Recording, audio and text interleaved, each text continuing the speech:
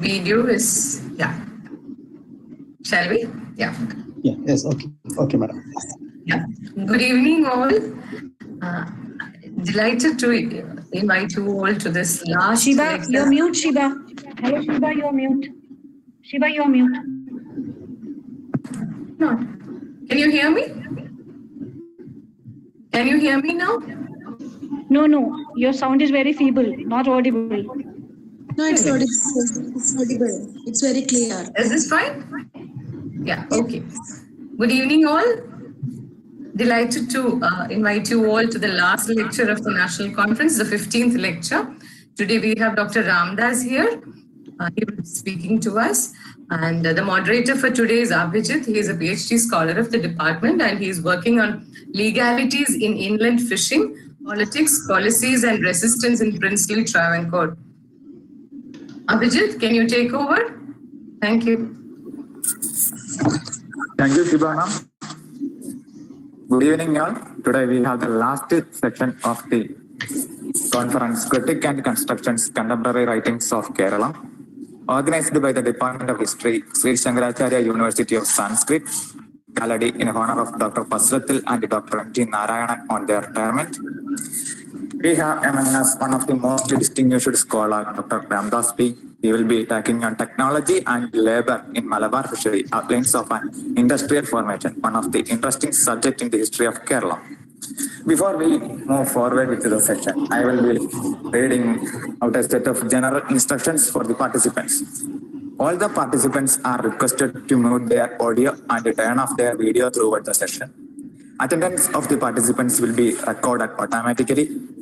If any of the participants accidentally leave and are unable to rejoin the session, they can continue with us through our live streaming in YouTube. Also, if you have any queries in between the session, please send them the chat box or ask comment in YouTube, and I will read it to the speaker on your behalf at the end of the session. Please note that there is a feedback form posted in the end of this lecture. Participants requiring certificates should necessarily submit the forms from which data for online certificate will be collected.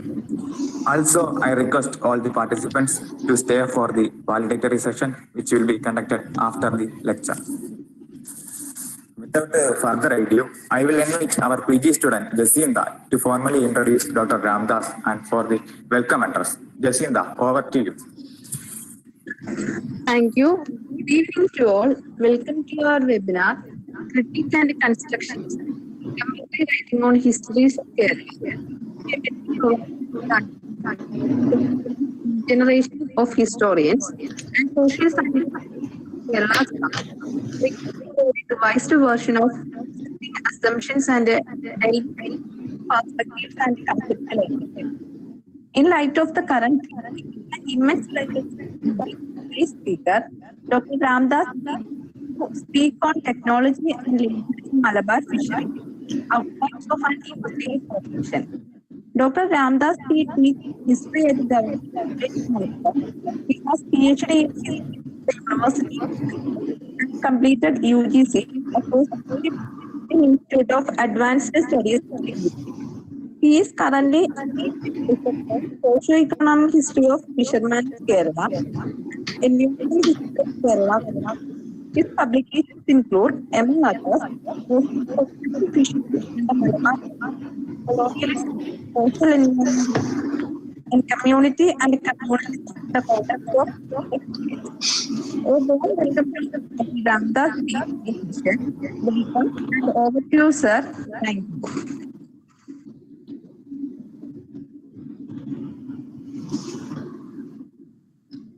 Okay, shall I? Yes, please do. Okay, thank you. Thank you, Shiva teacher, Abhijit and Jacinda. And dear friends and colleagues, good evening to all. And I'm thankful to you for providing this opportunity to share some of my research concerns before this learned audience. And I know that the occasion of this webinar is also important.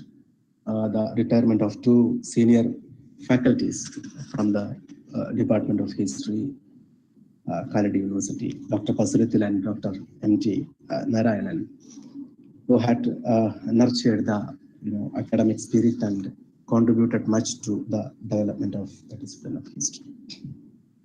And in this webinar series titled Critique and Constructions, Contemporary Writings on Histories of Keralam, mine is the last one. And I am, of course, as I have told you, I'm quite thankful to the whole crew behind this webinar series, especially to Dr. K, who is the organizer of this webinar. So with this, I am move on to my presentation. This presentation forms a part of my larger project to inquire into the socio-economic history of fishers of Malabar during the 1930s, which I expect would come out as a monograph by the end of this year. And this presentation tries to engage with two or three issues in the historiography of Kerala in general, and of course in the history of the fishers specifically. The historiography of Kerala has a tendency to concentrate on the paddy midland economy or the plantation histories and economy. So the history of the fishers always stand out of the purview of our inquiry. And when we come across the issues of labor or technology, or the pre-modern labor assemblages of different areas of our life, this is conceptualized as one determined by caste or territoriality. In one way, this is correct, but here an attempt to engage with this approach or this argument on Kerala history. Second is with respect to technology. On the question of technology transfer, our favorite approach is that to assume the new replacing the old, or technology diffusing from the west to the east. In this paper, an attempt is made to address this issue, how the technology is subtly changing in the lives and livelihood of the fishers. In the background of these two, this paper would also attempt to explore the possibility of designating fishery of Malabar as an industry with some peculiar characteristics during the interwar period. These concerns are studied in the context of the development of Malabar fishery during 1830 to 1930. For selecting the period, I have my own justifications. When we come to the area of fishery, we can see that there are many official reports and surveys by the people like Francis Day, Edgar Thurston, etc. And we have a number of administration reports by the British Fishery Department also. But as I have mentioned in the beginning, a comprehensive history of the fishers or the coastal life, I mean the littoral proper, have not been attempted, as of my knowledge. But there are certain essays. For example, they say by Bob Cochrane and Peter Reeves, is very helpful to understand the early attempts of the British to modernize Malabar fishery. Two initiatives, among others, are crucial during the British period when we discuss the modernization attempts. One is the starting of fish curing yards, which from 1877-78 we can see the beginning of fish curing yards on the Malabar coast. And second is the fish oil extracting process, which started since 1908. The fish curing yards were the institutions for getting the fish dried with duty-free salt issued from the government salt depot. Fish oil extracting process are aimed for the extraction of body oil, mainly from sardines. Both the liver oil and body oil were produced here. Shark, sawfish, rays, etc. were utilized for liver oil production. The liver oil produced here was rich with protein content, in par with cod liver oil imported from Britain. The sardine oil was also identified as one with great nutritional value. The other products from fish were the fish isinglass, shark fin, and of course different types of dried fishes, etc. So these were the major products produced here.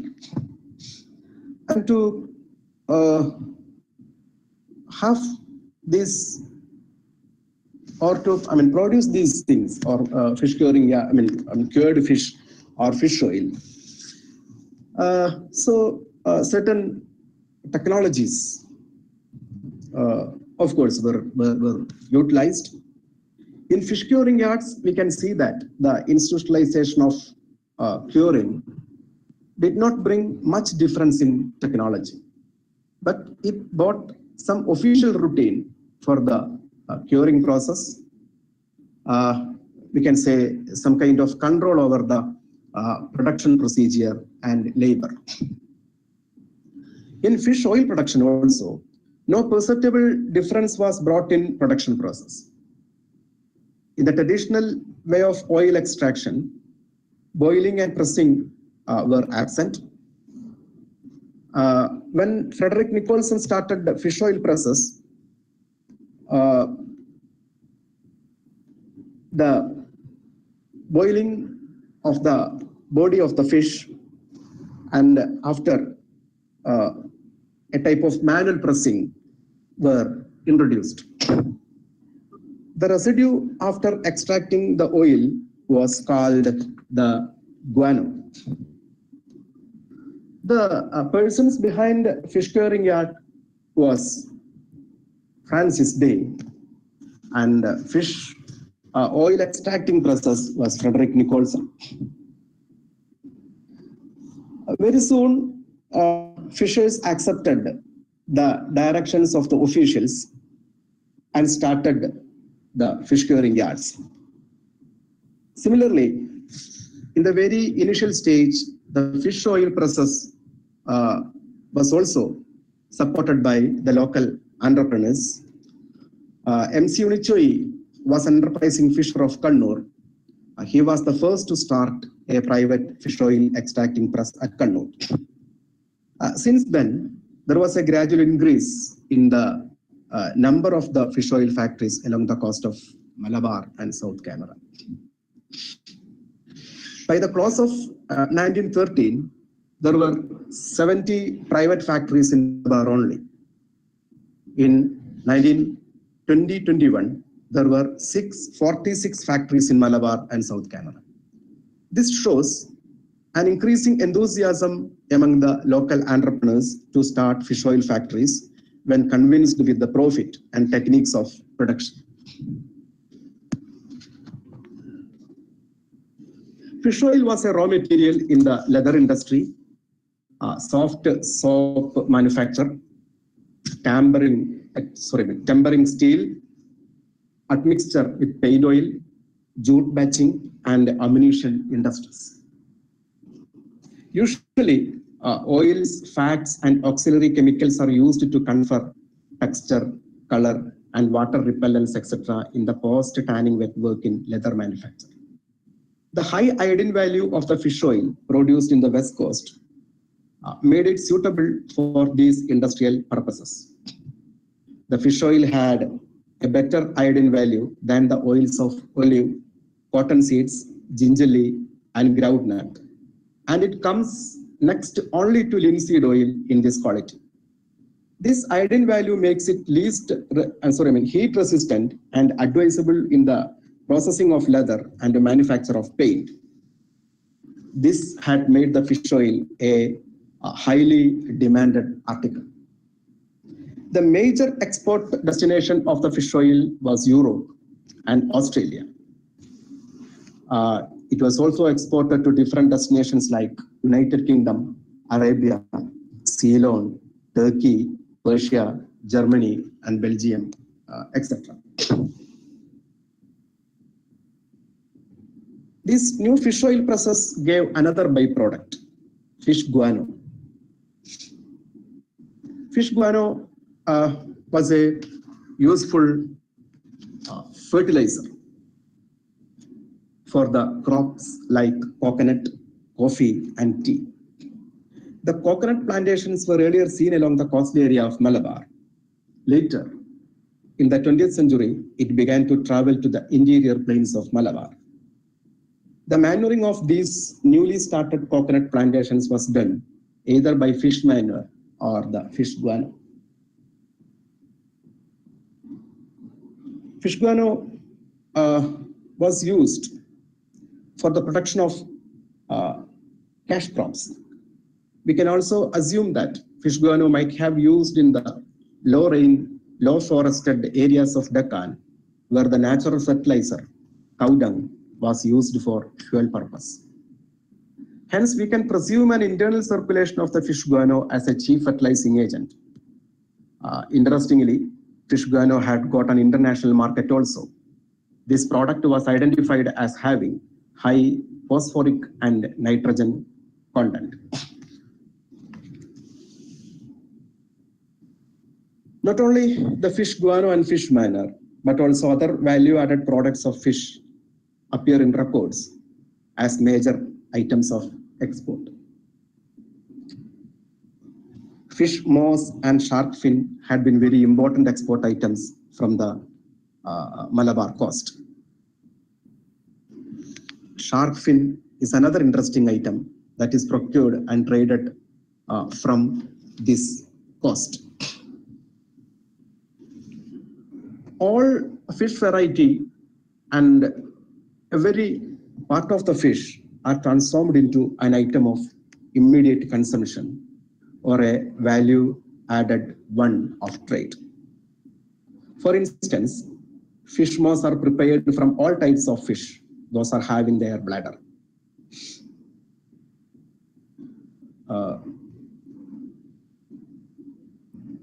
The fins of shark, ray fish, skates, and sawfish all come under the category of shark fin.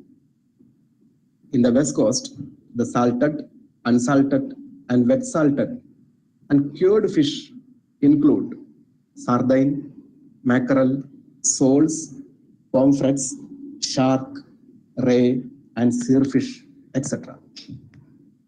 Hence, this incipient industry of Malabar coast had been relying on the entire fish resource of the Arabian Sea. the volume of fish caught, and the variety of products made out of this, and the volume of export clearly suggests that this industry had generated labor for a number of persons in the West Coast.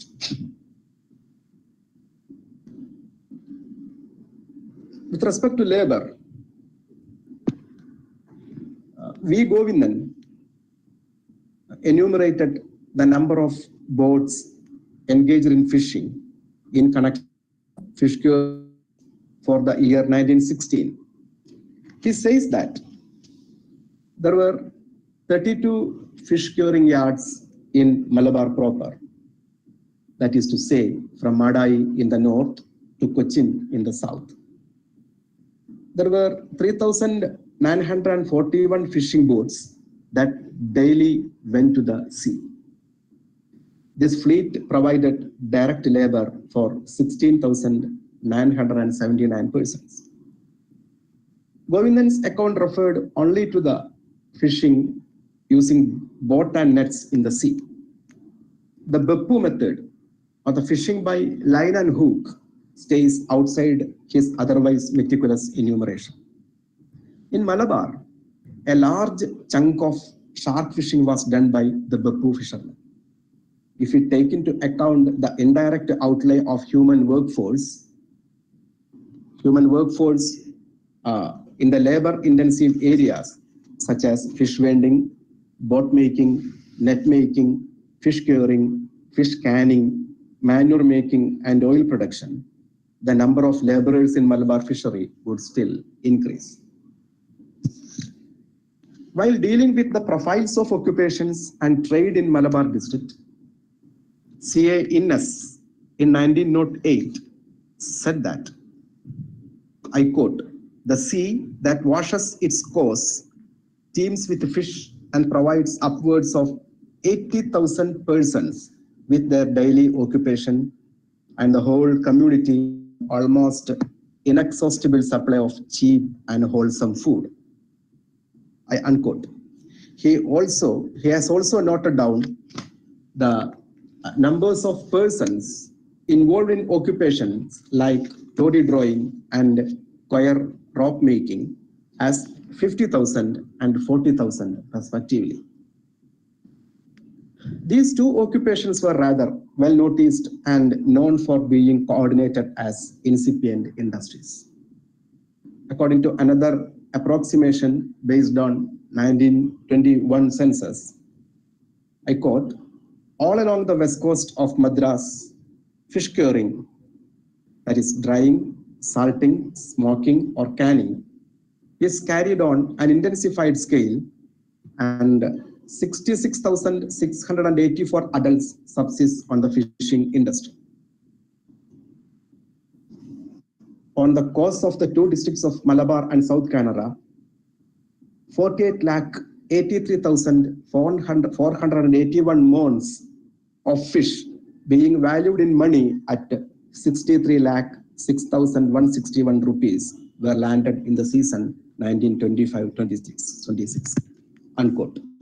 The volume of fish catch and the variety of products, including those destined for export, clearly suggest the existence of a fishing industry. When we discuss the labor of South India during the pre-colonial and colonial periods, one tends to see it as an integral aspect, or rather a manifestation of caste. Historians normally consider that caste norms and the local traditions, maryadai, manage or control the labor and its varied forms of articulation. If this is the case, then it would be very difficult to say that there existed free labor in the agrarian hinterlands of Malabar. Oppressive mechanisms of caste and the extra-economic coercion around its idioms had rendered the labor organization easy. With the growth of European-led agro-industries and labor-intensive plantations, these caste-bound laborers flocked towards the new opportunities. monocrop plantations offered the laborer a new, of course, exploitative space, and thus created several precarious niches of free labor in the relative sense. However, the agricultural laborers of the second half of the 19th century were still attached to their cultivation plots. This was not just by the ideological coercion of caste, but because of the indebtedness they had with the owners of the plot.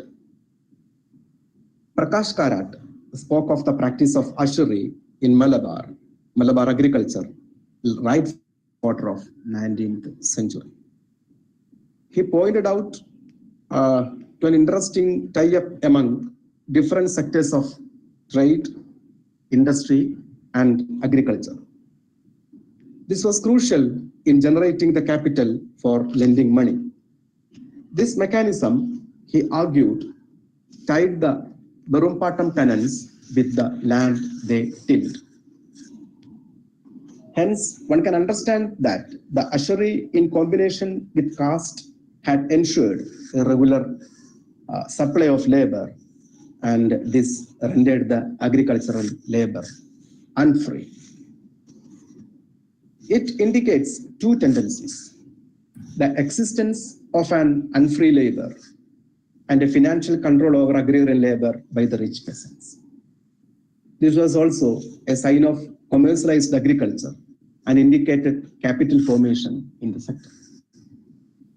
Further, the concepts like Tara, Kara, and Desham were the other notions used to understand the dynamism and mobility of the labor in the paddy mainland. Tara, Kara, and Desham are considered as the basic territorial units and are fixed as the contours of social interaction. It is assumed that the crossing of these territorial limits is rare, though not impossible in normal conditions.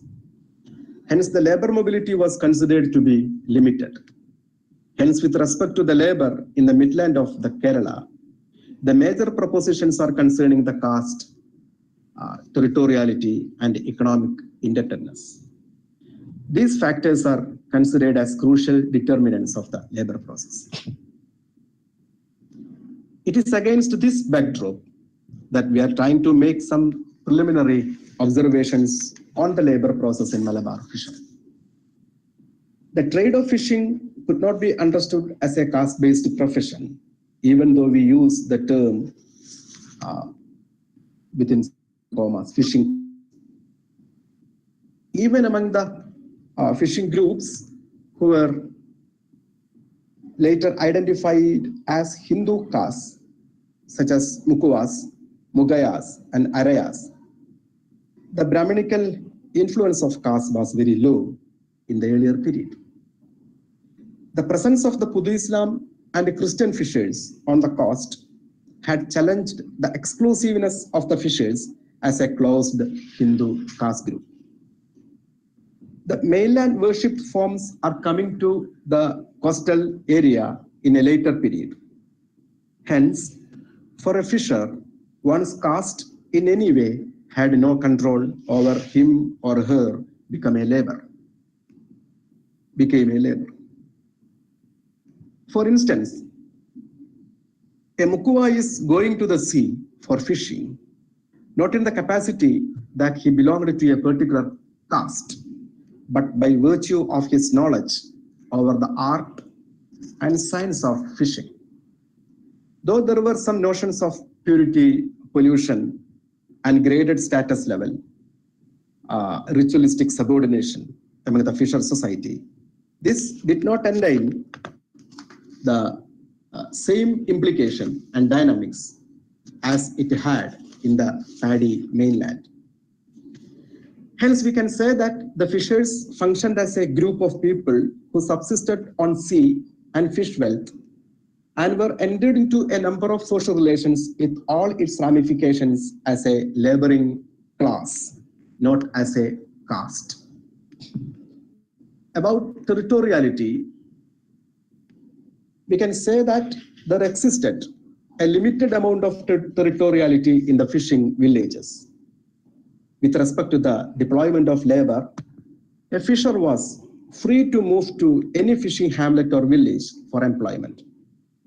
Edgar Thurston underlined this mobility element and related that, I quote, "The fishing classes along the coast of Madras Presidency are much given to temporary migrations in search of lucrative employment, partly because they have less objection to traveling by sea than others, and partly because their calling as boatmen render them handy and useful and makes it easy from them to get good wages at larger ports." Unquote.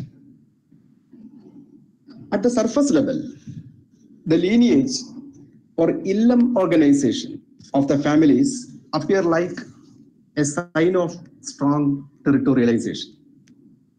The existence of the different kinds of lineages among Mukuva, Mugaya, Mogayar, Mogavira, and Araya fisher groups signified more or less a patriarchal organization within the community.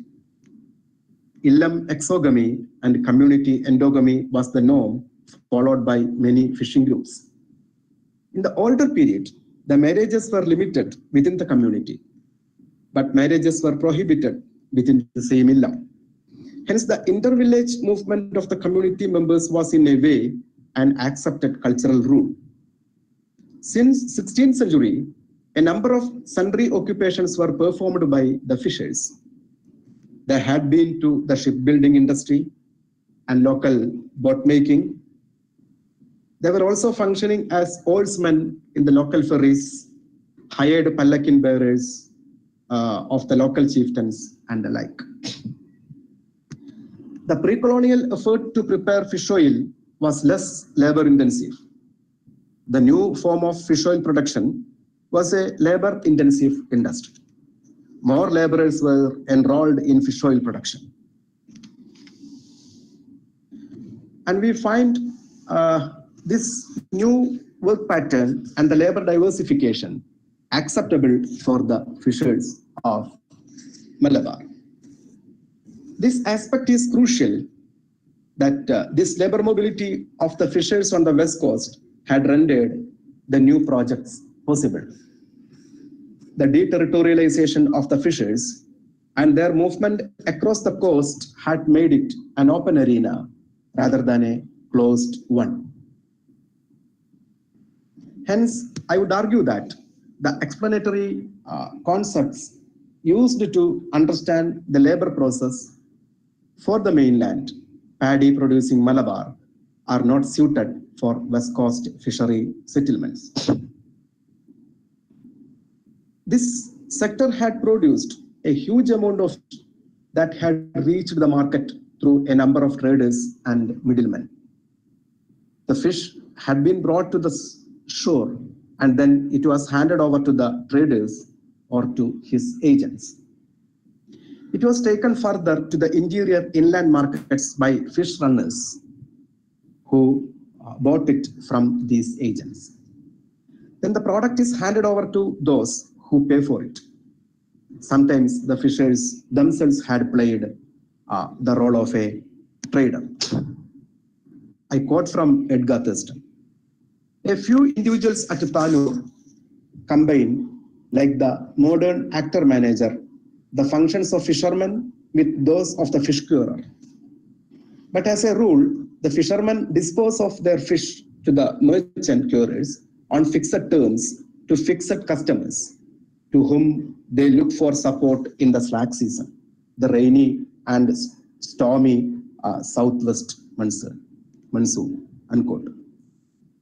Edgar Thurston is thus pointing to an existing pattern of economic stratification among the West Coast fishers, in which there had already been combination of the functions of a fisher and a curer in a single economic person. The fixed terms that he is referring to as entered into by a fisherman and the curer or trader is in fact a usual form of contract that we often find as prevailing between a pepper producer and a trader in agrarian Malabar. The quantity of the fish held up in shore was dried and then handed over to the dry fish trader. These traders had their own investment in the fishery sector. Among those who were invested in the fishery, there were non-fishing people. For instance, Thurston says, I quote, "The fishermen at Badagara are nearly all Mukuvans. The ticket holders in the yard, which is private property, are all Moplas. The Moplas are, it may be noted, traders on the Malabar coast and cultivators in the interior, and in both capacities are industrious, successful, and prosperous." Unquote. Thus, the commercialization of the Malabar agriculture and a part of the capital thus generated in that realm certainly had found its way to the coast in the form of credit investment. The money needed by the fishers was supplied in the form of credit by the traders or the middlemen. The credit was not the usual usury that aimed at a life out of mere money interest, but the credit investment in fishery always aimed at profit. This could be a form of contract, but not the one entered into by the plantation laborers and the Kanganis or the notorious labor contractors. This advanced money credit ensured the flow of commodity to the traders and those in a way ensured profit, and it structurally linked the fishing villages and towns in the agrarian Malabar. The extended distribution of the fish catch was the primary reason for those coming to invest in the sector. This mode of credit circulation that could generate a profit was a signal characteristic that endorses the existence of an industry, though invisibly. It points to a phenomenon of the development of a local merchant capital based on the local production, monetized economy, and the trans-regional distribution of the products. The technological upgrading and the coming of the new dispensations of fish curing yards and fish oil extracting presses, fish canning enterprise, and eventually made an already existing industry in Malabar fishery socially visible. The pre-colonial arrangements was transformed into a heavily labor-intensive system with its own relatively permanent structures of production and export in the mid-19th century. And the loosely tied labor cluster was very easily transformed into a modern wage labor pattern. I'm coming to my last point. Hence, it may be argued that during the period under discussion, Malabar coast had a well-defined market structure that can connect the local with the national and global. Thus, the technology, the physical output from the sector, and the magnitude of the labor employed in its nature, etc., testify to the fact that the Malabar fishery had the characteristics of an industrial formation. Thank you.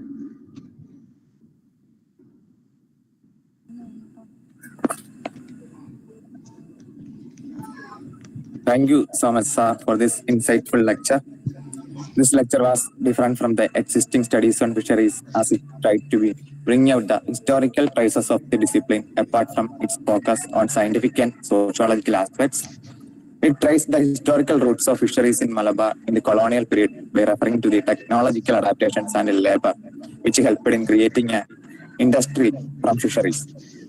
A thought-provoking session indeed. Thank you, sir. I will now open the session for the queries. Sir, I have a few questions myself. Shall I begin with those? Oh, sure, Abhijit. Okay, thank you, sir. So first one, now we use technical aids like sonar, GPS, and wireless communication devices for deep sea fishing. Technology has always aided and supplemented the fishing industry. Did the technological aid equally available and accessible to different fishing communities during the colonial period? Okay. ചോദ്യം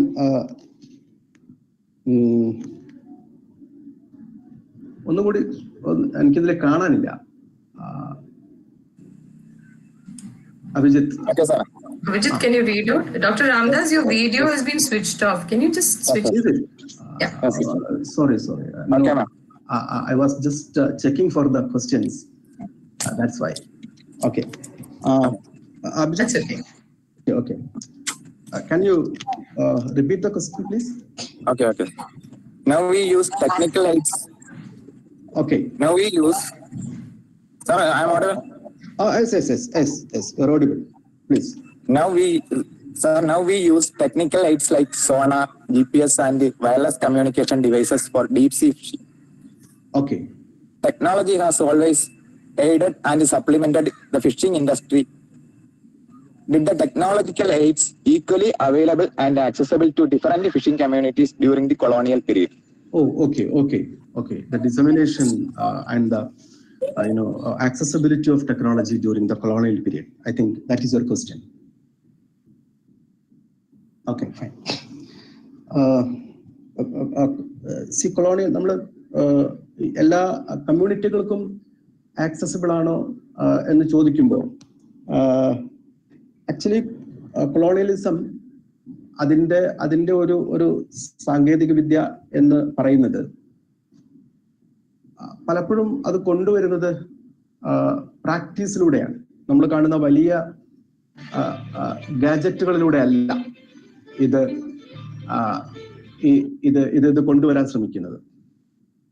അപ്പൊ ഉദാഹരണത്തിന് fish curing എന്ന് പറയുന്ന സാധനം, fish cure ചെയ്യുമ്പോൾ fish curing technology എന്ന് പറയുന്നത്, fish ക്യൂറിംഗിന് ഉപയോഗിക്കുന്ന ടെക്നോളജി ഇവര് ഫിഷേഴ്സ് അല്ലെങ്കിൽ മത്സ്യബന്ധന സമൂഹം പരമ്പരാഗത ഇൻ സെൻസ് ദാറ്റ് അവർ പഴയ കാലം മുതൽ തന്നെ ഉപയോഗിച്ചു വരുന്ന സാങ്കേതിക വിദ്യ തന്നെയാണ് ഉപയോഗിക്കുന്നത്.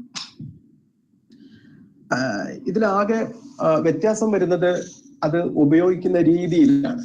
ഇപ്പൊ ഉദാഹരണത്തിന് നമ്മള് ഓപ്പൺ ബീച്ചിൽ മത്സ്യം ഉണക്കുമ്പോൾ അതുമായി ബന്ധപ്പെട്ടിട്ടുണ്ടാവുന്ന ഒരുപാട് ഹെൽത്ത് കൺസേൺസ്, ഫോർ എക്സാമ്പിൾ നമുക്ക് 19ാം നൂറ്റാണ്ടിന്റെ അവസാനം നമുക്ക് കോളറ പോലെയുള്ള സാധനങ്ങൾ നിരന്തരമായി റിപ്പോർട്ട് ചെയ്യപ്പെടുന്നുണ്ട്. അതുപോലെ തന്നെ ഇതിന്റെ ട്രേഡ് പ്രോസ്പെക്ട്സ്, അത്തരത്തിൽ മറ്റേ ബീച്ചിലിട്ട് ഉണക്കുന്ന സാധനങ്ങളുടെ ട്രേഡ് പ്രോസ്പെക്ട്സ്, ഇതൊക്കെ കണക്കിലെടുത്തുകൊണ്ട് ആണ് ഇതിങ്ങനെ ഉണക്കാൻ പറ്റില്ല, ഇത് ഉണക്കുമ്പോൾ നമ്മൾ അടിയിൽ ഒരു മറ്റേ എന്താ പറയാ ബാംബു തട്ടീസ്, നമ്മൾ പനമ്പ് എന്നൊക്കെ പറയുന്ന സാധനം ഉപയോഗിക്കുകയും ഓരോ വെറൈറ്റിക്കും നമ്മൾ കൃത്യ അളവ് ഉപ്പ് ഉപയോഗിക്കുകയും ആ ഉപ്പ് എന്ന് പറയുന്നത് ഡ്യൂട്ടി ഫ്രീ ആയിട്ട് നിങ്ങൾക്ക് ഗവൺമെന്റ് സാൾട്ട് ഡിപ്പോയിൽ നിന്ന് കിട്ടുമെന്ന് പറയുകയും നിങ്ങൾ സാധാരണ ഉപയോഗിക്കുന്ന ഉപ്പ് ഉപയോഗിക്കാതെ ഈ ഗവൺമെന്റ് ഡിപ്പോയിൽ നിന്ന് തരുന്ന ശുദ്ധമായ ഉപ്പ് ഉപയോഗിക്കണം എന്ന് പറയുകയും ഒക്കെ ചെയ്തുകൊണ്ടാണ് ഫിഷ് ക്യൂറിംഗിൽ ഇവർ കൊണ്ടുവരുന്ന പ്രധാനപ്പെട്ട മാറ്റം. അപ്പൊ ഫിഷ് ക്യൂറിംഗ് യാർഡുകൾ വരുന്നു. യാർഡുകൾ വലിയ നമ്മൾ ഇന്ന് പറയാം മീൻ ചാപ്പകൾ എന്ന് പറയുന്ന, പലപ്പോഴും ചാപ്പപ്പടി എന്നൊക്കെ തുടങ്ങിയ ബസ് സ്റ്റോപ്പുകളൊക്കെ നമ്മൾ കേട്ടിരിക്കും. മീൻ ചാപ്പകൾ എന്ന് പറയുന്നത് പ്രത്യക്ഷപ്പെടുന്നു. മീൻ ചാപ്പകള് പ്രത്യക്ഷപ്പെടുമ്പോൾ സംഭവിക്കുന്നത്, ഇവർ ഇതുവരെ തന്നെ ഉപയോഗിച്ചിരുന്ന സാങ്കേതിക വിദ്യയെ ഒരു പ്രത്യേക രീതിയിൽ റെഗുലേറ്റ് ചെയ്തിട്ട് ഉപയോഗിക്കുന്ന സമ്പ്രദായമാണ് വരുന്നത്. അപ്പോ അതിനകത്ത് ടിക്കറ്റ് ഹോൾഡേഴ്സ്, അതിനകത്ത് ഉണക്കാനുള്ള അവകാശം കുറച്ച് ആൾക്കാർക്ക് കൊടുക്കുന്നു. അപ്പോ ഉണക്കാനുള്ള അവകാശത്തിന് വേണ്ടിയിട്ട് ഫീസ് വെക്കുന്നു. അപ്പോ അങ്ങനെ വരുമ്പോൾ ഈ ഫീസ് ഉള്ള ആൾക്കാർക്കാണ് പലപ്പോഴും ഉണക്കാനുള്ള അവകാശം കിട്ടുക. അപ്പൊ ഉണക്കാനുള്ള അവകാശം കിട്ടുന്ന പലരും ഫിഷേഴ്സ് ആവണമെന്നില്ല, ഫിഷ് ട്രേഡേഴ്സ് ആവും. അപ്പൊ ഫിഷ് ട്രേഡേഴ്സിന് ഉണക്കാനുള്ള അവകാശം കിട്ടുമ്പോൾ ഫിഷേഴ്സ് ഈ ഫിഷ് ട്രേഡേഴ്സിനോട് സബോർഡിനേറ്റ് ചെയ്ത് നിൽക്കുന്ന ഒരു ക്ലാസ് ആയിട്ട് മാറും. അതാണ് അത്തരം പ്രക്രിയകളുടെ പ്രത്യേകത. അപ്പോ സ്വാഭാവികമായിട്ടും നമ്മൾ ഉണ്ടായി വരുന്ന അതല്ലെങ്കിൽ നിലനിൽക്കുന്ന ഒരു പ്രത്യേക സാമ്പത്തിക പ്രക്രിയയുടെ ഒന്നുകിൽ ഗുണഭോക്താക്കളോ അല്ലെങ്കിൽ അതിന്റെ ഭാഗമായി പ്രതിസന്ധി നേരിടുന്ന ആൾക്കാരോ ആയിട്ട് ഈ ഫിഷേഴ്സ് പോപ്പുലേഷൻ ഒന്നിച്ച് മാറുകയാണ് ചെയ്യുന്നത്. So instead of looking at നമ്മൾ പല എന്താ പറയാ ചില കമ്മ്യൂണിറ്റീസ് ആയിട്ട് നോക്കുന്നതിനേക്കാൾ നല്ലത് ഈ മൊത്തത്തിൽ ഈ ഫിഷിംഗ് ഓപ്പറേഷനെയും ഫിഷിങ്ങിൽ പങ്കെടുക്കുന്ന ജനതയെയും ഇത്തരം മാറ്റങ്ങൾ എങ്ങനെ സ്വാധീനിക്കുന്നു എന്നുള്ളതാണ് കുറച്ചും കൂടി നോക്കാൻ സൗകര്യം എന്നാണ് എനിക്ക് തോന്നുന്നത്. അപ്പോ ആ അർത്ഥത്തിൽ നമുക്ക് റിസോഴ്സിൽ ആക്സസിബിലിറ്റിയിൽ ഏറ്റക്കുറച്ചിലുള്ളത് പോലെ തന്നെ ഈ റിസോഴ്സിന്റെ പ്രോസസ്സിങ്ങിലും അതിന്റെ ആക്സസിബിലിറ്റിയിലും ഏറ്റക്കുറച്ചിലുകൾ നമുക്ക് കാണാൻ പറ്റും എന്നുള്ളതാണ് എനിക്ക് അതിനോട് തോന്നുന്നത്. അതായത് ഇങ്ങനത്തെ ഒരു പ്രക്രിയ വരുമ്പോൾ നമ്മൾ സാധാരണ പറയുന്നത് പോലെ അതിൽ വീഴുന്നവരും വാഴുന്നവരും ഉണ്ടാവും. ഈ വാഴുന്നവര് പലരും ഒരു പ്രത്യേക രീതിയിൽ ഇക്കണോമിക് എഡ്ജ് ഉള്ള ആൾക്കാരായിരിക്കും. അതാണ് എഡ്ഗാർ തെർസനൊക്കെ പറയുന്നത്. അപ്പോ ക്യൂറർ തന്നെ ട്രേഡർ ആയിട്ട് മാറും. അപ്പൊ ട്രേഡർക്ക് കുറച്ചും കൂടി അഡ്വാൻറ്റേജ് കിട്ടുന്ന ഒരു തലമായിട്ട് പുതിയ ഫിഷ് ക്യൂറിംഗ് സമ്പ്രദായം മാറുന്നു എന്നുള്ളതാണ് എൻ്റെ ഒരു അഭിപ്രായം. Thank you, sir. Okay. I also have another question. Nowadays, communal tensions are reported in the coastal areas. Are these tensions caused by mere difference over religious beliefs, or are they the result of unequal accessibility of technology amongst the various communities living along the coast? Okay. It's an interesting question, Abhijit. അത് തീർച്ചയായിട്ടും നമ്മളുടെ ഈ ഒരു ഡിസ്കഷന്റെ പാർട്ടായിട്ട് ആ ചോദ്യം വരില്ലെങ്കിൽ പോലും ആ ചോദ്യത്തിനോട് ഞാൻ കമന്റ് ചെയ്യാൻ ഉദ്ദേശിക്കുന്നത് ഒരു അഫർമേറ്റീവ് സെൻസിലാണ്. കാരണം മാറാട് അടക്കമുള്ള സ്ഥലങ്ങളിൽ ഉണ്ടായിരുന്ന വർഗീയ സംഘർഷങ്ങളെ കുറിച്ചിട്ടുള്ള എൻ്റെ ചെറിയൊരു വർക്കിൽ ഞാൻ സൂചിപ്പിക്കാൻ വിചാരിച്ചത് അല്ലെങ്കിൽ ഞാൻ സൂചിപ്പിച്ചത് ഇത്തരത്തിലുള്ള ഒരു സാധനമാണ്. പ്രത്യേകിച്ചും post independence state. Dr. Ramdas, yes, could you be speaking in English if that's possible? Okay. I shall try. Okay. See, when we look at thank you. Okay. When the development in contemporary time or the post-independence period, of course we can say that as a result of the historical process, there is an unequal division of resources and technology, and I do believe that there are strong extra religious reasons for the contemporary communal tensions, not only on the coast but elsewhere in Kerala. Okay, thank you. Sir, now we have a few questions in the chat box. Shall I read it out for you? Sure.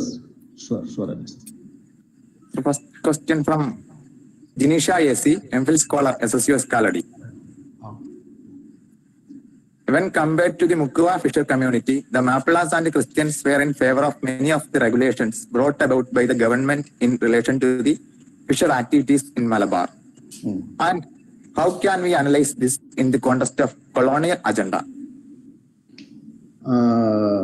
Okay.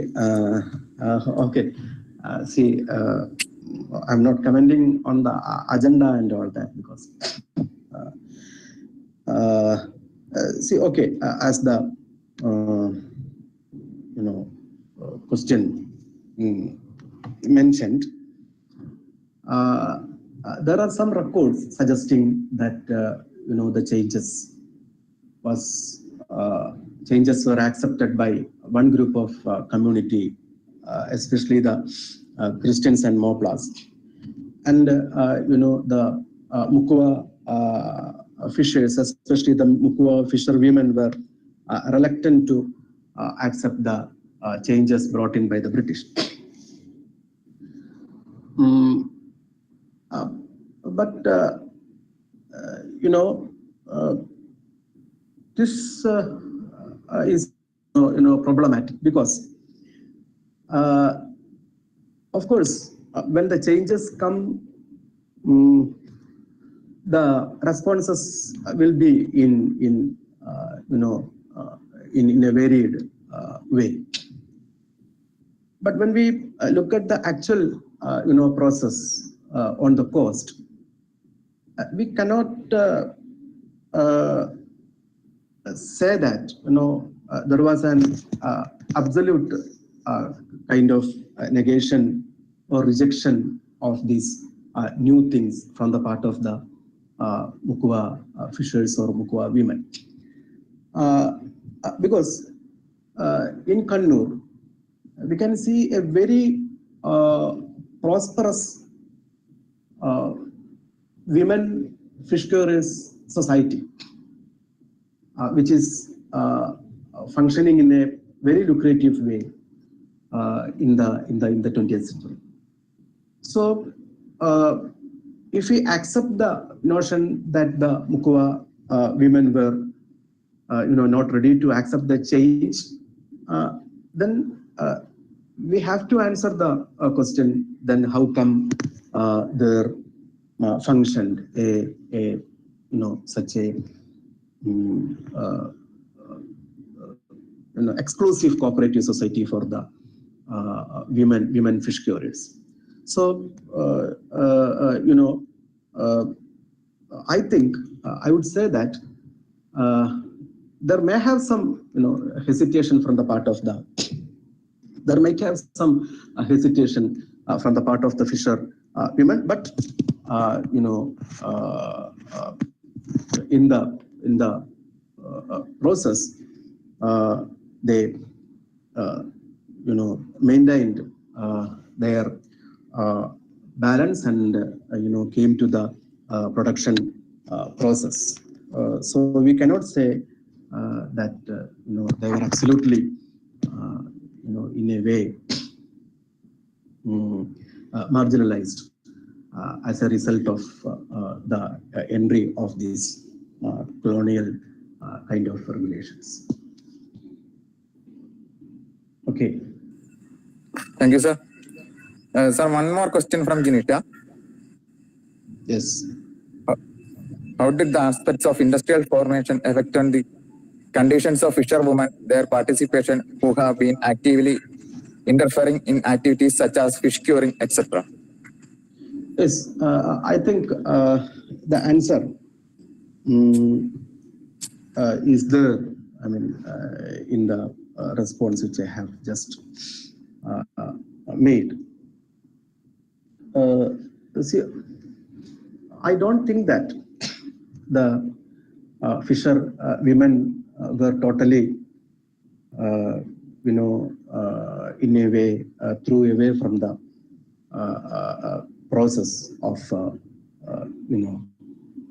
or the activities they were doing, from the activities they were doing in the fishing industry. But one thing we can note that, see,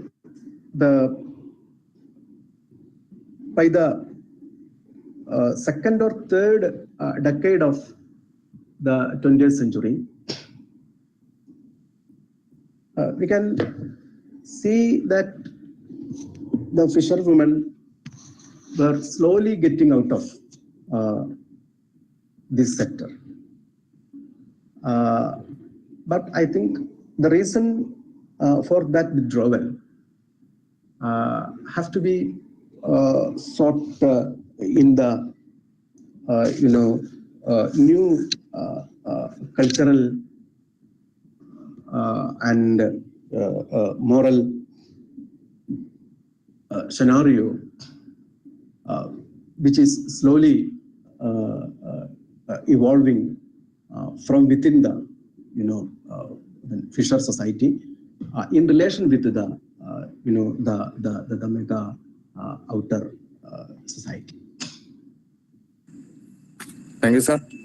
Okay. So next question from Marita Nasrat, PhD scholar, SSUS Kaladi, related with the Fishermen Cooperative Society. Cooperative societies were once introduced for the socio-economic progress of the fisher folk. But with the needy segments amongst this population, that is, the fisherwomen, fish curers, etc., benefit from these institutions. Yes, actually the cooperative societies were functioning very effectively on the cost for some period.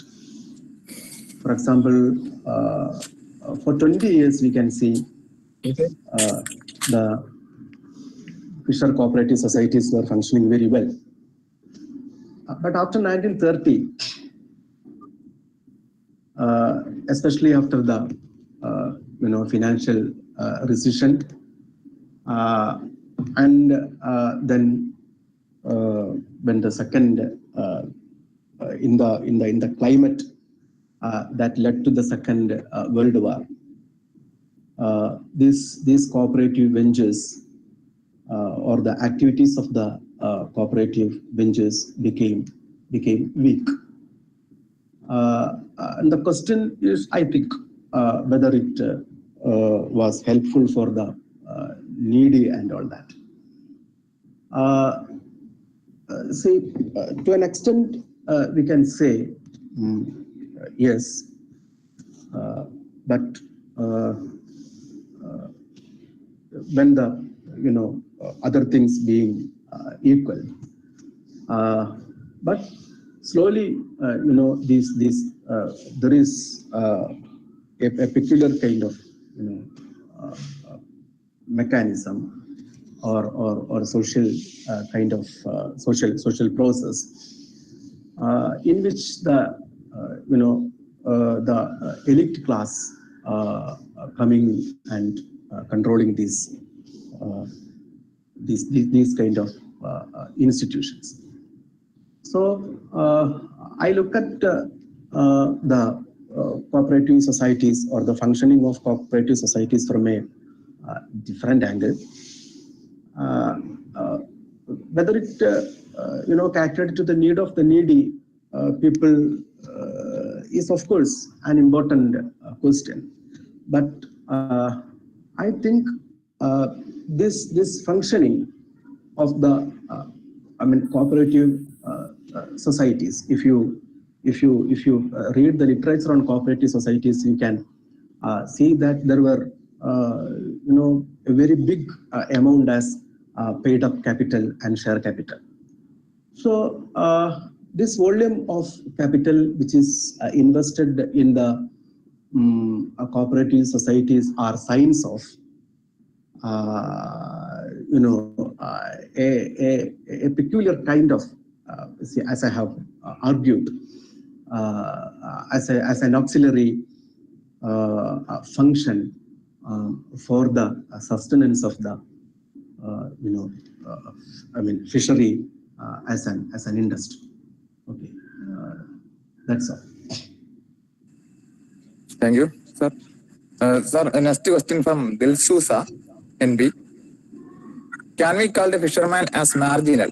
The fisherman considered as primitive in society aims to the civilized urban people. Did the Britishers change the fisherman society by their colonial modernity?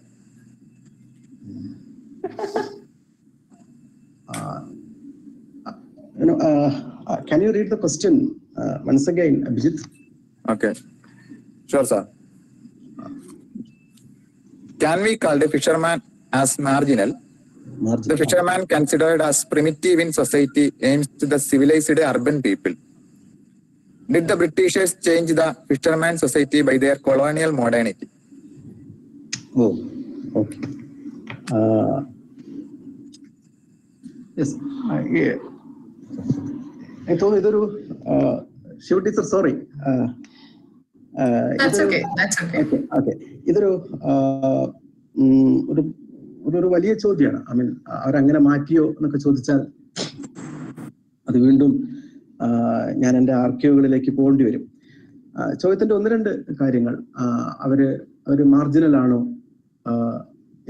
എന്നുള്ള ചോദ്യം, മറ്റൊന്ന് അവർ primitive ആണോ എന്നുള്ള ചോദ്യം. ഇതൊക്കെ തന്നെ പലതരം മുൻവിധികളുടെ ഭാഗമായി സൃഷ്ടിക്കപ്പെടുന്ന ചില നോഷൻസ് ആണ്. മാർജിനാലിറ്റി പല രീതിയിലാണ് നമ്മൾ അഡ്രസ് ചെയ്യുന്നത്. ഒന്ന് അത് ജാതിയുടെ പേരിലാവാം, മറ്റൊന്ന് അത് അവരുടെ സാമ്പത്തിക നിലവാരത്തിന്റെ പേരിലാവാം. പ്രിമിറ്റീവ് എന്ന് വിളിക്കുന്നത് പലതരം കൾച്ചറൽ ആയിട്ടുള്ള സാംസ്കാരികമായ നമ്മളുടെ എന്താ പറയാ മുൻവിധികളുടെ അടിസ്ഥാനത്തിലാവാം. ഇത്തരം മുൻവിധികൾ എല്ലാ കാലത്തും ഉണ്ടായിരുന്നു എന്ന് നമുക്ക് പറയാം. ഒരു ആധുനികമായ ഇക്കണോമിക് പ്രക്രിയയുടെ അടിസ്ഥാനത്തിൽ നമുക്ക് അവർക്ക് കിട്ടുന്ന അവർക്ക് കൈകാര്യം ചെയ്യാൻ കിട്ടുന്ന അവരുടെ ഉടമസ്ഥതയിലുള്ള റിസോഴ്സസിന്റെ അടിസ്ഥാനത്തിൽ നമുക്ക് അവര് മാർജിനലൈസ്ഡ് ആണ്, ഫിഷർ കമ്മ്യൂണിറ്റി മാർജിനലൈസ്ഡ് ആണ് എന്ന് നമുക്ക് പറയാം. പക്ഷെ അത് കൾച്ചറലി അല്ല, സാംസ്കാരികമായി ഇട്ടുള്ള ഒരുതരം മാർജിനലൈസേഷൻ അല്ല, അതൊരു തരം ഇക്കണോമിക് മാർജിനലൈസേഷൻ ആണ്. അത് തീർച്ചയായിട്ടും മുതലാളിത്തം അതാണ് ചെയ്യുക. കാരണം കുറച്ച് ആൾക്കാരെ അത് എപ്പോഴും മാർജിനലൈസ്ഡ് ആക്കി നിർത്തും. പ്രത്യേകിച്ചും ഫിഷറി സെക്ടറിൽ നമുക്ക് 20ാം നൂറ്റാണ്ടിൽ ഉണ്ടാവുന്ന പലതരം വികസന പ്രക്രിയകളും ഇതിനെ മാർജിനലൈസ്ഡ് ആക്കി നിർത്തുന്നുണ്ട്. പക്ഷെ അത് 20ാം നൂറ്റാണ്ടിന്റെ ആദ്യ പകുതിയിൽ ഉണ്ടാവുന്ന ഫിഷർ മേഖലയിൽ ഉണ്ടാവുന്ന മത്സ്യമേഖലയിൽ ഉണ്ടാകുന്ന പ്രത്യേകത എന്ന് പറയുന്നത് അത് ലേബർ ഇന്റൻസീവ് ആണ്. ലേബർ ഇന്റൻസീവായി നിൽക്കുകയും മത്സ്യമേഖലയിലെ പ്രവർത്തനങ്ങൾ ഒരു ലോ ടെക്നോളജി ലെവലിൽ നിൽക്കുകയും ഒക്കെ ചെയ്യുമ്പോൾ കൂടുതൽ ആൾക്കാർക്ക് ഉൽപാദന പ്രക്രിയയിൽ പങ്കെടുക്കാൻ പറ്റുകയും അങ്ങനെ ഉൽപാദന പ്രക്രിയയിൽ പങ്കെടുക്കാൻ പറ്റുമ്പോൾ അവർക്ക് കൂടുതലായി അവരുടെ ഇടയിലുള്ള വെൽത്ത് ഡിസ്ട്രിബ്യൂഷൻ ഉണ്ടാവുകയും ഒരു പരിധി വരെ കാച്ചിന്റെ മുകളിൽ അവര് ഉണ്ടാക്കുന്ന അവരുടെ കാച്ചിന്റെ മുകളിൽ ഒരു തരത്തിലുള്ള ഓണർഷിപ്പ് അവർക്ക് നിലനിർത്താനും കഴിഞ്ഞിരുന്നു എന്നാണ് എനിക്ക് മനസ്സിലാക്കാൻ കഴിയുന്നത്. ഒരു ട്രൂ സെൻസിലുള്ള ഈ മാർജിനലൈസേഷനിലേക്ക് മത്സ്യത്തൊഴിലാളി വിഭാഗം നീങ്ങുന്നത് അവിടുത്തെ ഉൽപാദന പ്രക്രിയ ക്യാപിറ്റൽ ഇന്റൻസീവ് ആവുമ്പോഴാണ്. അപ്പൊ അതായത് കൊളോണിയൽ കാലഘട്ടത്തിൽ ഉണ്ടാവുന്ന, നമ്മൾ സ്പെസിഫിക് ആയി പറയുന്ന ഒരു പീരീഡിനകത്ത് ഉണ്ടാവുന്ന ഈ എന്താ പറയാ അവിടുത്തെ ഉൽപാദന പ്രക്രിയ തൊഴിലധിഷ്ഠിതമാണ്, അല്ലെങ്കിൽ തൊഴിലിന് പ്രാമുഖ്യം കൊടുക്കുന്നതാണ്. അപ്പൊ തൊഴിലിന് പ്രാമുഖ്യം കൊടുക്കുമ്പോൾ കൂടുതൽ ആൾക്കാരെ തൊഴിലിലേക്ക് ഉൾക്കൊള്ളിക്കാൻ അതിന് കഴിയും. അതിൻ്റെതായ സമൂഹത്തിൽ അതിൻ്റെതായ ഒരു സ്ട്രെങ്ത് ഉണ്ടാവും. മറിച്ച് ക്യാപിറ്റൽ ഇന്റൻസീവ് ആയിട്ട് മാറുമ്പോൾ നമ്മൾ പോസ്റ്റ് ഇൻഡിപെൻഡന്റ് കാലത്ത് നമ്മൾ കാണുന്നത് പോലെ ഉൽപാദന പ്രക്രിയകൾ ക്യാപിറ്റൽ ഇന്റൻസീവായി മാറുമ്പോഴാണ് അവർ ഏതാണ്ട് പൂർണ്ണമായിട്ടും ഇക്കണോമിക്കലി മാർജിനലൈസ്ഡ് ആയിട്ട് മാറുന്നത്. അതായത് കൊളോണിയൽ കാലഘട്ടത്തിൽ 1930കൾ വരെ അവിടെ ഉണ്ടാവുന്ന വികസനത്തിന്റെ അല്ലെങ്കിൽ അവിടെ ഉണ്ടാവുന്ന ഉൽപാദന പ്രക്രിയയുടെ തുടർച്ചയല്ല നമുക്ക് 47-ൽ കാണുന്നത്, 47-ന് ശേഷം കാണുന്നത്, അല്ലെങ്കിൽ ആ കാലഘട്ടത്തിന് ശേഷം കാണുന്നത്. അതൊരു വ്യത്യസ്തമായ ഒരു ഉൽപാദന പ്രക്രിയയാണ്. I mean in the sense that it became more capital intensive. ആ ക്യാപിറ്റൽ ഇന്റൻസീവ് പ്രക്രിയ എന്ന് പറയുന്നത് അവരുടെ കാച്ചിന് മുകളിലുള്ള നിയന്ത്രണം, മറ്റേ ഉൽപാദനോപാധികളുടെ മുകളിലുള്ള നിയന്ത്രണം, ഇതിനൊക്കെ പല രീതിയിൽ പ്രതികൂലമായിട്ട് ബാധിക്കുന്നുണ്ട്. അതാണ് അവരെ ഇക്കണോമിക്കലി മാർജിനലൈസ്ഡ് ആക്കി നിർത്തുന്ന ഒരു പ്രധാനപ്പെട്ട ഘടകം എന്നാണ് എനിക്ക് തോന്നുന്നത്. അവസാനത്തെ ചോദ്യത്തിന്റെ ഉത്തരം ഇതിലുണ്ടെന്ന് ഞാൻ കരുതുന്നു. ചേഞ്ചസ് ഏതെങ്കിലും രീതിയിൽ അവർക്ക് ഗുണകരമായിരുന്നു എന്നുള്ളതാണ്. ഈ ബ്രിട്ടീഷുകാരുണ്ടാക്കുന്ന ചേഞ്ചിന്റെ ഒരു പ്രത്യേകത എന്ന് പറയുന്നത് മാർക്കറ്റിന്റെ പ്രത്യേകതയ്ക്കനുസരിച്ചിട്ട് ഉൽപ്പാദിപ്പിക്കാനും മാർക്കറ്റിന്റെ പ്രത്യേകതയ്ക്ക് അനുസരിച്ച് വിൽപ്പന നടത്താനും ഒക്കെയുള്ള ഒരു ഓട്ടോണമി അവിടെ മത്സ്യത്തൊഴിലാളിക്ക് കിട്ടിയിരുന്നു എന്നാണ് എൻ്റെ ഒരു തോന്നൽ. ഫോർ എക്സാമ്പിൾ, നമുക്ക് ഈ ഫിഷ് ഓയിൽ എക്സ്ട്രാക്ടിങ് പ്രോസസ്സിന്റെ എണ്ണം അത് പല കാലങ്ങളിൽ പലതായി ഫ്ലക്ച്വേറ്റ് ചെയ്യുന്ന കാണാം. നമുക്ക് ഇപ്പോ 464 ഫാക്ടറികൾ ചില സമയത്ത് കാണാം, ചില സമയത്ത് 600 ചില്ലം ഫാക്ടറികൾ കാണാം, ചില സമയത്ത് വെറും 20 ഫാക്ടറികൾ കാണാം. അതായത് മത്സ്യത്തിന്റെ ലഭ്യതയ്ക്കനുസരിച്ച് മാർക്കറ്റിന്റെ വികാസത്തിനനുസരിച്ചിട്ട് ഈ ഇൻഡസ്ട്രി തന്നെ ഒരുതരം എന്താ പറയാ ഫ്ലെക്സിബിൾ ആയിട്ട് നിൽക്കുന്നു എന്നുള്ളതാണ്. അപ്പൊ ഇത്തരം പ്രത്യേകതകൾ വളരെ വളരെ ഇൻട്രസ്റ്റിംഗ് ആണ്. എന്താ പറയാ, നമ്മളുടെ പിന്നെ ഒരു തൊഴിൽ ചരിത്രവുമായി ബന്ധപ്പെട്ട്, ഇൻഡസ്ട്രിയുടെ ചരിത്രവുമായി ബന്ധപ്പെട്ട്. അപ്പൊ അങ്ങനെ വരുമ്പോൾ ഈ മാർക്കറ്റ് ഡിമാൻഡിനനുസരിച്ചിട്ട് ഫ്ലെക്സിബിൾ ആയിട്ട് നിൽക്കുന്നു എന്ന് പറയുമ്പോൾ അതൊരു ഓവറോൾ ഞാൻ പറയുന്നത് ഒരു ഐഡിയലായ ഇക്വിലിബ്രിയം ഉണ്ടായിരുന്നു എന്നുള്ളതല്ല, മറിച്ച് റിസോഴ്സ് യൂട്ടിലൈസേഷൻ, അതിന്റെ വിപണനം, ഇതിലൊക്കെ ഒരു പരസ്പര ബന്ധം നിലനിൽക്കുകയും വളരെ ജൈവമായ ഒരു സാധനമായിട്ട് അങ്ങനെ പറയാമെങ്കിൽ ഒരു ഇൻഡസ്ട്രി നിലനിൽക്കുകയും ചെയ്യാം. പക്ഷെ നിങ്ങൾക്ക് ക്യാപിറ്റൽ ഇന്റൻസീവ് ആകുമ്പോൾ ഇതിന്റെ സ്വഭാവം മുഴുവനായിട്ട് മാറും. അവിടെ ക്യാപിറ്റലാണ് റൂൾ ചെയ്യുന്നത്. അവിടെ ക്യാപിറ്റൽ റൂൾ ചെയ്യുമ്പോൾ ലേബർ എന്ന് പറയുന്നത് അപ്രസക്തമാവുകയും ക്യാപിറ്റലിന് ഏത് രീതിയിലും മൂലധനത്തിന് ഏത് രീതിയിലും എക്സ്പ്ലോയിറ്റ് ചെയ്യാവുന്ന ഒന്നായിട്ട് ഈ ലേബർ മാറുകയും ചെയ്യും. ആ മാറ്റത്തിന്റെ റിസൾട്ടാണ് ഇന്ന് മത്സ്യമേഖല അനുഭവിക്കുന്നത് എന്നാണ് എനിക്ക് തോന്നുന്നത്. ഇത് കൊളോണിയൽ കാലത്ത് നടന്നത് ഐഡിയൽ ആയിരുന്നു എന്ന് പറയാൻ ശ്രമിക്കല്ല. But when we look at the process historically, ഈ വ്യത്യാസം വളരെ വളരെ പ്രകടമാണ്. പിന്നെ മറ്റേ എന്താ പറയാ, കൾച്ചറലായി അവർ പ്രിമിറ്റീവ് ആണ് എന്നുള്ള ധാരണയൊക്കെ ആ കാലത്തുണ്ട്.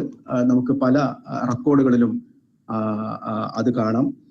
പിന്നെ അത്തരം ധാരണകൾ ഇപ്പോഴും ഉണ്ട്. അത് അവിടെ നടക്കുന്ന എല്ലാ സംഭവങ്ങളെ കുറിച്ചിട്ടുള്ള പ്രതികരണങ്ങളിൽ നമുക്ക് ഈ മത്സ്യത്തൊഴിലാളി സമൂഹം പ്രിമിറ്റീവ് ആണ് എന്നുള്ള അങ്ങനെ പ്രിമിറ്റീവ് ഒന്നും അല്ല അവര്. കാരണം ഈ അവർന്ന് പ്രയോഗിക്കുന്നത് ഒരു വ്യത്യസ്തതയ്ക്ക് വേണ്ടിയിട്ടല്ല, ഒരു സോഷ്യൽ ഗ്രൂപ്പിനെ ചൂണ്ടിക്കാണിക്കാൻ വേണ്ടിയിട്ടാണ്. നമ്മൾ ഈ ചർച്ച ചെയ്യുന്ന ഒരു പക്ഷേ 19ാം നൂറ്റാണ്ടിലൊക്കെ മത്സ്യ മേഖലയുടെ അഡ്മിനിസ്ട്രേറ്റീവ് ഘടനകളെ പോലും നിയന്ത്രിക്കുന്ന ആൾക്കാരായിട്ട് മത്സ്യത്തൊഴിലാളി വിഭാഗത്തിൽ നിന്നുള്ള ആൾക്കാർ ഉയർന്നു വന്നിരുന്നു. ഞാൻ പറഞ്ഞ വി ഗോവിന്ദൻ എന്ന് പറയുന്ന ആള്, അതുപോലെ തന്നെ അക്കാലത്ത് നമ്മൾ പറയുന്ന മറ്റേ പണ്ഡിറ്റ് കറുപ്പൻ, അതുപോലെ ഒരുപാട് ആൾക്കാർ ആ കാലത്ത് ജഡ്ജായിട്ട്, മജിസ്ട്രേറ്റ് ആയിട്ട്, ഡോക്ടർമാരായിട്ട്, സാഹിത്യകാരന്മാരായിട്ട് ഒക്കെ ആ കാലത്ത് തന്നെ പ്രവർത്തിച്ചിരുന്ന ആൾക്കാരാണ് ഈ മത്സ്യത്തൊഴിലാളി സമൂഹത്തിലുള്ള ആൾക്കാര്. അതുകൊണ്ട് തന്നെ എല്ലാ ആൾക്കാരെ പോലുള്ള ഗുണങ്ങളും ദോഷങ്ങളും ഒക്കെയുള്ള സാധാരണ മനുഷ്യന്മാർ തന്നെയാണ് ഈ മത്സ്യത്തൊഴിലാളി വിഭാഗം എന്നാണ് ഞാൻ പറയാം. ഹലോ സാർ, ഒരു കാര്യം ആഡ് ചെയ്യാൻ ഉണ്ടായിരുന്നു. അതില് സാറ് പറഞ്ഞത് ഒരു ക്യാപിറ്റൽ ഇന്റൻസീവായി മാറി സോഷ്യോ എക്കണോമിക്കലി മാർജിനലൈസ്ഡ് ആയി എന്ന് പറഞ്ഞു. പക്ഷെ ഈ ട്രഡീഷണൽ ആയിട്ടുള്ള ഒരു ജനത, അതായത് സ്ത്രീകളായിരുന്നു പൊതുവെ ഉപ്പുണക്കുന്ന ആ ഒരു പ്രക്രിയയിൽ കൂടുതലായി ഏർപ്പെട്ടുകൊണ്ടിരുന്നത്. അപ്പൊ ആ ട്രഡീഷണൽ ആയിട്ട് ആ മേഖലയിൽ വന്നുകൊണ്ടിരുന്ന ആളുകള് പിന്നീട് ബ്രിട്ടീഷേഴ്സ് അത് അവരുടെ ഒരു കുത്തകയാക്കി മാറ്റുകയും അത് ഗവൺമെന്റിന്റെ കൂടെ, അതായത് ഗവൺമെന്റ് കീഴിലേക്ക് കൊണ്ടുവരികയും ചെയ്തു. അതോടുകൂടി ഈ സ്ത്രീകൾക്ക് അവരുടെ ട്രഡീഷണൽ ആയിട്ടുള്ള ആ ഒരു ജോബ് നഷ്ടപ്പെടുന്നതായിട്ട് എനിക്ക് ചില റെക്കോർഡുകളിൽ നിന്ന് കഴിഞ്ഞിട്ടുണ്ട്. അത് മാത്രമല്ല, കൾച്ചറലി എന്ന് പറയുമ്പം, ജാതീയമായിട്ട് പറയുമ്പം, ഇപ്പം പൂസ്ലാൻ എന്ന് പറയുന്ന അല്ലെങ്കിൽ പുതു ഇസ്ലാം എന്ന് പറയുന്ന പിന്നെ ഒരു വിഭാഗത്തെ കുറിച്ച് പറയുന്നുണ്ട്. അത് ഹിന്ദുവിൽ നിന്ന് കൺവേർട്ട് ചെയ്ത് വന്ന ആളുകളാണ്. അവരെ പൊതുവെ മാർജിനലൈസ്ഡ് ആയിട്ട് തന്നെ, അല്ലെങ്കിൽ അവരെ ഒരു സെഗ്രഗേറ്റ് ചെയ്യുന്ന രീതിയിൽ സമൂഹം കാണുന്നതായിട്ട് പലയിടങ്ങളിലും കാണാൻ കഴിഞ്ഞിട്ടുണ്ട്. അപ്പം അത് ഇപ്പൊ നമ്മൾ ദളിത് ക്രിസ്ത്യൻസിനെ പോലെ, ദളിത് ക്രിസ്ത്യൻസ് ഇന്നും അനുഭവിക്കുന്ന ഒരു സെഗ്രഗേഷൻ ഉണ്ട്, അല്ലെങ്കിൽ അവരെ ഒരു അകറ്റി നിർത്തപ്പെടുന്ന പോലെ കാണുന്നുണ്ട്.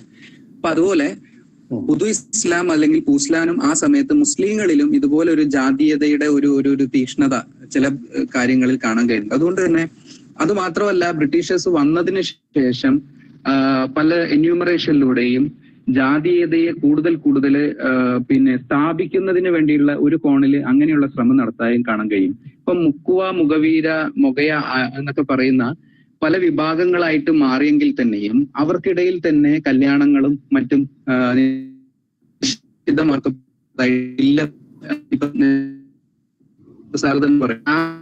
നിൽക്കുന്നത് കൊണ്ട് തന്നെ അവർക്കിടയിൽ തന്നെ അത്തരത്തിലുള്ള ഒരു പ്രശ്നമുണ്ട്. ഇതിനെ കൂടുതൽ ഊട്ടിയുറപ്പിക്കുന്നതിന് വേണ്ടി കൊളോണിയൽ മാസ്റ്റേഴ്സ് പിന്നെ അവരുടേതായ ചില നടപടികളിലൂടെ ശ്രമിച്ചതായിട്ട്, അതായത് നേരത്തെ പറഞ്ഞ പോലെ എന്യൂമറേഷനിലൂടെയും ഒക്കെ ശ്രമിച്ചതായിട്ടും കാണാൻ കഴിയുന്നുണ്ട്. അപ്പം ഞാൻ പറഞ്ഞു വന്നിട്ടുള്ളത് പൂസ്ലാൻ എന്ന് പറയുന്ന, അല്ലെങ്കിൽ പുതു ഇസ്ലാം എന്ന് പറയുന്നതിലൂടെ നിലനിന്ന ഒരു കൾച്ചറൽ ബാക്ക്വേർഡ്നെസ് ഉണ്ട്. പിന്നെ മറ്റൊന്ന്, ഇന്നും അവരുടെ ഇടയിൽ ഒരു ലോവർ സ്റ്റാറ്റസ് ലെവലിലാണ് അവർ കൾച്ചറലി നിൽക്കുന്നത്. ഇപ്പൊ വിദ്യാഭ്യാസപരമാണെങ്കിലും ഇനി ഈവൻ ഒരു സോഷ്യോളജിക്കൽ സ്റ്റഡി എടുത്തു കഴിഞ്ഞാൽ പോലും നമുക്കത് കാണാൻ കഴിയുന്നുള്ളതാണ്. അപ്പൊ അതുകൊണ്ട് എക്കണോമിക്കലി മാത്രമല്ല, അവരെ കൾച്ചറലിയും ചില കാസ്റ്റ് സൊസൈറ്റികൾ, ഹയർ കാസ്റ്റ് സെഗ്രിഗേറ്റ് ചെയ്യാൻ ശ്രമിച്ചിട്ടുള്ളതായിട്ടും കാണാൻ കഴിയുന്നുണ്ട് എന്നാണ്. ഇതൊരു ക്വസ്റ്റ്യൻ അല്ല, ഒരു ആഡ് ചെയ്യാൻ വേണ്ടിയിട്ട് ഞാൻ പറഞ്ഞതാണ്. താങ്ക് യു ദിലൂസ. ഞാൻ കമന്റ് ഞാൻ സ്വീകരിക്കുന്നു. പക്ഷെ എനിക്ക് തോന്നുന്നു ദിലൂസ ഒരു മറ്റേ എന്താ പറയാ, ഒരു റിസീവ്ഡ് കോൺസെപ്റ്റിനകത്ത് നിന്നിട്ടാണോ സംസാരിക്കുന്നുള്ളൊരു ഒരു സംശയം. നമ്മൾ ഈ കൾച്ചറൽ ബാക്ക്വേർഡ്നെസ് അല്ലെങ്കിൽ വിദ്യാഭ്യാസത്തിന്റെ ഏറ്റക്കുറച്ചിൽ, എനിക്ക് തോന്നുന്നു അതൊന്നും ഒരു കമ്മ്യൂണിറ്റി ക്ലസ്റ്ററിനെയും ഉയർന്നതാക്കിയിട്ടോ താഴ്ന്നതായിട്ടോ കാണാൻ പര്യാപ്തമായ ഘടകങ്ങളല്ല എന്നാണ് എനിക്ക് തോന്നുന്നത്. അതാണ് എൻ്റെ ഒരു റെസ്പോൺസ്. മറ്റൊന്ന്, ഉപ്പ് ആക്ച്വലി ഉപ്പ് ഉണ്ടാക്കുന്നത് സ്ത്രീകൾ, അങ്ങനെയല്ല. ഞാൻ ഇപ്പൊ തീർച്ചയായിട്ടും ദിലൂസ പറഞ്ഞൊരു പോയിന്റ് വളരെ പ്രധാനപ്പെട്ടതാണ്. ഉപ്പ് നമ്മൾ ഉണ്ടാക്കിയത്, അതിനാണ് സാൾട്ട് എർത്ത് എന്ന് അവർ വിളിക്കുന്നത്. ഈ സാൾട്ട് എർത്ത് ഇല്ലാതെ ആവുന്നതിന്റെ കാരണങ്ങൾ രണ്ട് സ്ഥലങ്ങളിലാണ് പ്രധാനമായിട്ടും ഈ ഉപ്പ് നിർമ്മാണം ഉണ്ടായിരുന്നത്. ഒന്ന്, അത് പ്രോപ്പർ കോസ്റ്റിലാണ്. മറ്റൊന്ന്, അത് കോസ്റ്റിനോട് ചേർന്ന് കിടക്കുന്ന, പ്രത്യേകിച്ചും നമ്മുടെ അഴിമുഖത്തോട് ചേർന്ന് കിടക്കുന്ന ഈ പുഴയോട്, അഴിമുഖത്തിൽ കടലിനോട് ചേർന്നിട്ടുള്ള പുഴ, പിന്നെ ഈ വെള്ളപ്പൊക്കം വേലിയേറ്റ സമയത്ത് വെള്ളം ഉയർന്നു വരികയും അത് അതിനകത്ത് അടുത്തുള്ള സ്ഥലത്തേക്ക് എന്താ പറയാ ഓവർഫ്ലോ ചെയ്ത് വരാനും സാധ്യതയുള്ള സ്ഥലങ്ങളിലും ഉപ്പുണ്ടാക്കുന്നുണ്ട്. ഈ ഉപ്പളങ്ങൾ, അതിനാണ് നമ്മൾ പൊതുവെ ഉപ്പളങ്ങൾ എന്നുള്ളത്. ഉപ്പളങ്ങൾ നഷ്ടപ്പെടുന്ന, അപ്പൊ ഈ രണ്ട് സ്ഥലങ്ങളും എങ്ങനെയാണ് ഇല്ലാതെയാവുന്നത്? ഈ രണ്ട് സ്ഥലങ്ങളും ഇല്ലാതെയാവുന്നതിന്റെ ഒരു പ്രധാനപ്പെട്ട കാര്യമായിട്ട് പലപ്പോഴും നമ്മൾ ചൂണ്ടിക്കാണിക്കുന്നത് ഈ സാൾട്ട് എർത്ത് കളക്ഷന് മുകളിൽ ബ്രിട്ടീഷുകാർ ഏർപ്പെടുത്തിയ നിയന്ത്രണം ആണ്. പക്ഷെ യഥാർത്ഥത്തിൽ അത് മാത്രമാണോ? അതുണ്ടാവും. മുഴുവനായിട്ടും ഈ ഉപ്പ് നിർമ്മിക്കുന്നത് സ്ത്രീകളല്ല. പ്രത്യേകിച്ചും പല സർവേകളുടെയും റിപ്പോർട്ടുകളിൽ അതിൽ ജോലി ചെയ്യുന്ന ആൾക്കാരെ കുറിച്ചിട്ടുള്ള വിവരണമുണ്ട്. അത് പലപ്പോഴും പുരുഷന്മാർ തന്നെയാണ് ജോലി ചെയ്യുന്നത്. ഈ സ്ഥലങ്ങൾ, പ്രത്യേകിച്ചും പ്രോപ്പർ കോസ്റ്റിലുള്ള സ്ഥലങ്ങൾ ഇല്ലാതെയാവുന്നത് കിഴക്ക് നിന്ന് കോസ്റ്റിലേക്കുള്ള മൈഗ്രേഷന്റെ ഭാഗമായിട്ട്. അങ്ങനെ അത്തരം മൈഗ്രേഷൻ, അപ്പോൾ കൊളോണിയൽ പോളിസി എന്ന് മാത്രം നമുക്ക് വിളിക്കാൻ പറ്റുമോ എന്നുള്ള സംശയമാണ് ഞാൻ ചോദിക്കുന്നത്. തീർച്ചയായിട്ടും ദിലൂസിന്റെ പോയിന്റ് വളരെ പ്രധാനം. അപ്പൊ ഒന്ന് അത്തരം മൈഗ്രേഷൻസ്, മറ്റൊന്ന് ഈ ഞാൻ പറഞ്ഞ നേരത്തെ പുഴയോരത്തുള്ള ഭൂമി ഒരിക്കൽ ഉപ്പ് ഉണ്ടാക്കുന്നതിന് വേണ്ടി ഉപയോഗിച്ചിരുന്ന ഭൂമി പിന്നീട് അത് മറ്റു തരം പ്രൊഡക്ഷൻസിന് വേണ്ടി ഉപയോഗിക്കുന്നുണ്ട്. കാരണം അതൊക്കെ തന്നെ മറ്റേ ഈ സർവേ ഉണ്ടാവുന്നതോടുകൂടി അത് ഓരോ ആൾക്കാരുടെയും ജന്മമായിട്ട് വരുമ്പോൾ സ്വാഭാവികമായിട്ടും അവർക്ക് അതനുസരിച്ചിട്ട് അതിൽ കൃഷി ഇറക്കാനോ അല്ലെങ്കിൽ ക്രയം ചെയ്യാനുള്ള അവകാശങ്ങൾ ഉണ്ടാവുന്നു. അതിന്റെ ഭാഗമായിട്ടും അത് നഷ്ടപ്പെടുന്നുണ്ട്. അപ്പൊ എനിക്ക് തോന്നുന്നു പിന്നെ അപ്പൊ ഈ ഒരു സ്ത്രീകളെ ഇതിന് എക്സംപ്റ്റ് ചെയ്യുന്ന സ്ത്രീകൾ പൂർണ്ണമായിട്ടും തൊഴിലിടങ്ങളിൽ നിന്ന് അപ്രത്യക്ഷമാവുന്നതിന്റെ ഒരു കാരണങ്ങൾ നമ്മൾ ഗവൺമെന്റൽ പോളിസിയിൽ മാത്രമല്ല, പകരം അതാത് കാലത്ത് സമൂഹത്തിൽ സ്ത്രീകളുടെ തൊഴിലുമായിട്ട് ഉണ്ടാവുന്ന നമ്മളുടെ സമീപനങ്ങളോട് കൂടി ബന്ധപ്പെട്ട് കിടക്കുന്നുണ്ടെന്ന് എനിക്ക് തോന്നുന്നത്. മറ്റൊന്ന് എന്തായിരുന്നു ദിലൂസ? ഞാൻ മറന്നു.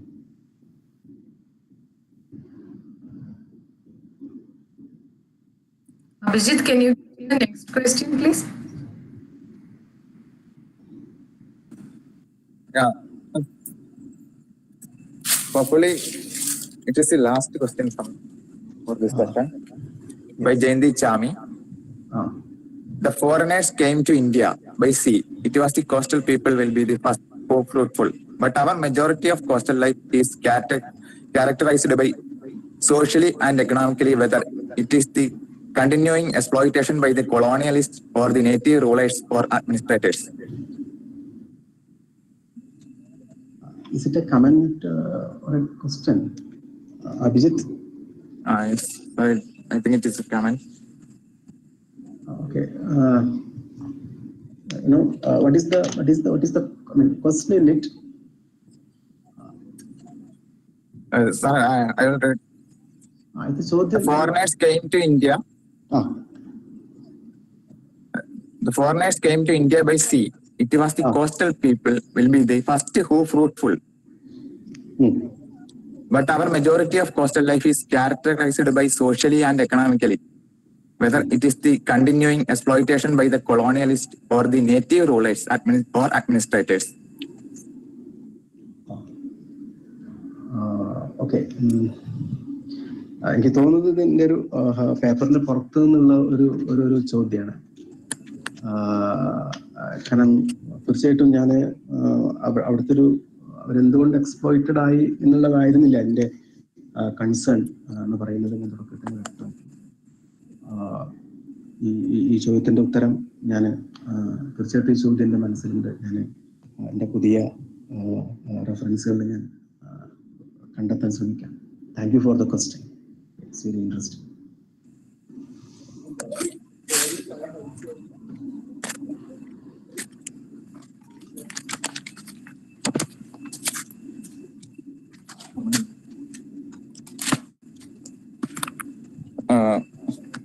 Thank you, sir. Okay. It was indeed a wonderful session. Thank you, sir, for answering all the questions so patiently. And I thank the participants for the engaging discussion session. Now, I would like to invite Marita, our research scholar, for the vote of thanks. Over to you, Marita. Okay, thank you, Abhijit. Before I proceed, let me say, please note that there is a feedback form posted at the end of this lecture. Participants requiring the certificates should necessarily submit the forms from which data for online certificates will be collected. Good evening to one and all present here. Today, we listened to the last lecture of a 7-day national online conference, Critique and Constructions, Contemporary Writings on Histories of Keralam. Our distinguished speaker for the day, Dr. Ramdas, in spite of his busy schedules, graced us with his presence and through his lecture has surely taken our understanding on the theme much further. It is my privilege to express deep gratitude for the LDAT lecture you gave us. Thank you, sir. This national conference has been possible only with the presence of an audience and their active participation that helped the discussions go forward. The whole conference became lively only with your thought-provoking questions and arguments. On behalf of the Department of History, Sri Shankaracharya University of Sanskrit College, I express my heartfelt gratitude to each and every one of you for being with us in this intellectual journey and for making this 7-day national conference a grand success. Also, we hope to meet you soon in the coming conferences that we would organize in the future. Thanking you all once again. Thank you. Thank you, Dr. Thank Ramdas. you, Narita. Thank you. Thank you. Dr. Ramdas.